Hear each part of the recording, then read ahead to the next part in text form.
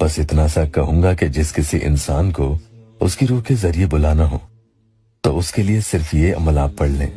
وہ جس کسی حال میں بھی، جہاں کہیں بھی، اور دنیا کے جس کسی کونے میں بھی چھپا ہوا بیٹھا بھی ہوگا، موکل اسے گھسیٹتے ہوئے آپ کے پاس لا پٹکیں گے۔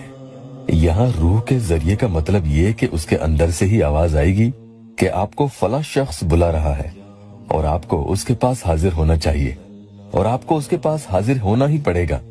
وہ اس فرمان کی نافرمانی نہیں کر سکے گا۔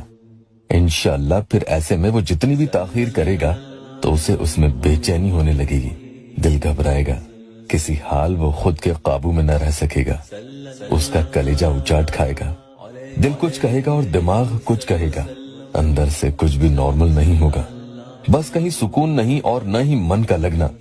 ایسی عجیب طبیعت اس میں ہونے لگتی ہے۔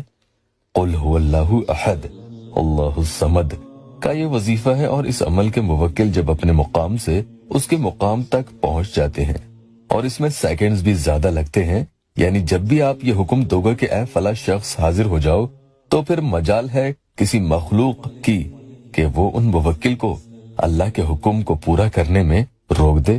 پھر جیسا آپ انہیں کہتے ہو وہ آپ کے حکم کی تعمیل کر کے ہی دم لیں گے، آپ کے بھی مسئلے حل ہوں گے۔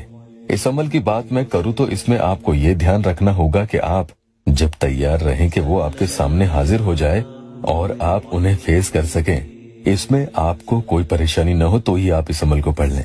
اور ہاں، کہیں ایسا نہ ہو کہ عمل کرنے کے بعد آپ فون کو ادھر ادھر کہیں رکھ دیں اور ان کا فون بجتا رہے اور آپ اٹھائیں نہ، کیونکہ ہو سکتا ہے کہ اگر وہ ایک بار فون کرنے کی کوشش بھی کرے گا تو بار بار نہ بھی کرے، اور کئی بار سامنے والا آپ کے شہر کا نہیں ہوتا تو ضروری نہیں ہے کہ وہ آپ کے سامنے حاضر ہو، وہ آپ کو فون یا میسج بھی کر سکتا ہے، تو آپ کو کال ریسیو کر لینا چاہیے۔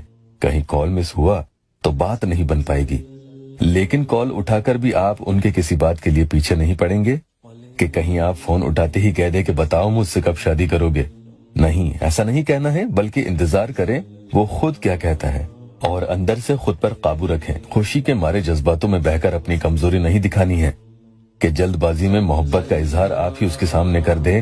دھیان رکھنا، باوضو ہو کر آپ کو یہ وظیفہ کر لینا ہوگا۔ وقت کی اس میں کوئی قید نہیں ہے، دن میں، رات میں، کبھی بھی کسی بھی وقت کر لیں۔ ناپاکی کے دنوں میں قطعی آپ اسے نہیں پڑھیں گے۔ سکون سے کہیں بیٹھ جائیں، موبائل میں تصویر اس میں آپ کو چاہیے ہوگی، اسے دیکھتے ہوئے آپ یہ عمل پڑھ لیں گے۔ چاہیں تو عمل روزانہ کر لیں۔